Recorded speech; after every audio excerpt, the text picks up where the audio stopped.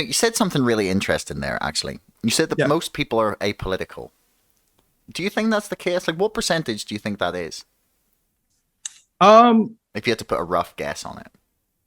well, I kind of also base it off of like I've lived in a bunch of different places, and I talk to a bunch of different people, and in my day to day life. But you can also kind of base it off of party affiliation because most people affiliate as independent. Now, depending on where you live, maybe independent means slightly to the right, slightly to the left, but they're not. Uh, you know, if they find somebody that they like, they'll vote for that particular way. There were people, for example, who were independent who were willing to vote for Bernie. And when Bernie was out, they did not want to vote for Hillary and they voted for Trump, right? That is true independent right there. And everybody has their reasons, their reasoning for wanting to do X, Y, and Z. So that's why I always try to keep that in mind when I have conversations with people. Um, Sorry, that was my dog. It's all right. He's agreeing. Yeah. Um, when people have, these certain viewpoints, and especially on Twitter, like Twitter is a hyper political arena. So even if it feels like everybody in that arena feels this particular way, this is not the norm. This is a very particular type of people who are showing up and expressing their viewpoints, who are already at least somewhat politically engaged. So I always try to keep that in mind that there's the Twitter world, which has real people, but likely they're politically active. And then there's the real world, who just people who want to go to their job, come home, have a good time, and watch some sports, make love to their wife, that kind of thing. and don't really care too much about politics because a lot of them are kind of apathetic about politics. So Yeah, there's a really interesting source. I'm just gonna get it up here and share it with you. mhm. It's from Gallup. It's like the different types of it's the different like. Can you see that? Is that coming up? No, it's not. Okay, well, anyway, for the people who are at least. Oh, actually, hang on. I know why it's not working. Aha, there we go. There you Okay, go. can you see this now? Okay, so Yeah, yeah. this is just, I wanted to bring this up because when you were talking there, I was like, right, okay, what sort of percentage of people identify as independents? That was like the first thing I wanted to query.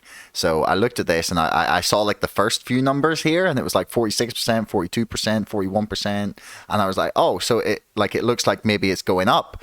And then I went scrolling down and I went the whole way like through 2019, 2015, the whole way. You keep going down through 2008, 2006, and like the numbers are not changing. Like, because I kind of imagined perhaps that there was a case where say people were becoming, there was more people perhaps maybe registering as independent as as America became more polarized, Mhm. and it turns out that that's not the case. So do you think there's just like a fixed group of people in there, like around 45% of the population that are just totally like not on board with this like tribalism at all?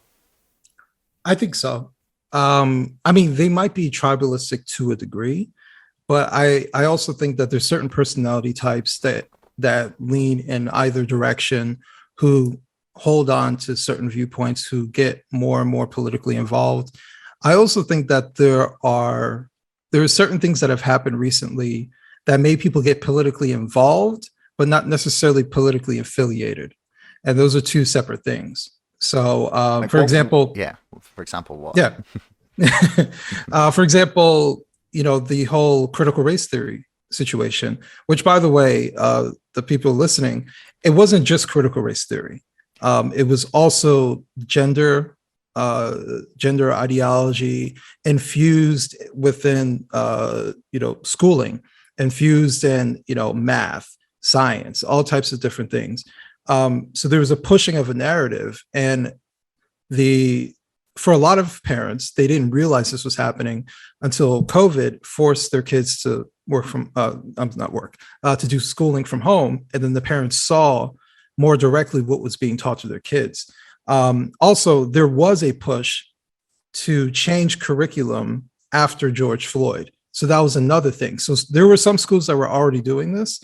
And then there were schools who said, this is the way we're going to move forward. And the agenda went through.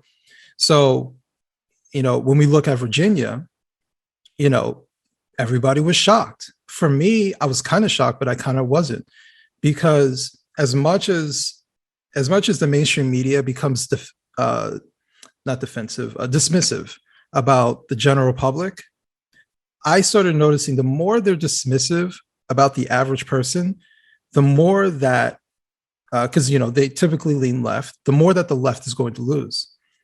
And so Virginia was a perfect example of that. They did not see that coming. Thanks for making it all the way to the end of the video. Don't forget to like, share, subscribe, and leave a comment for us in the comments below.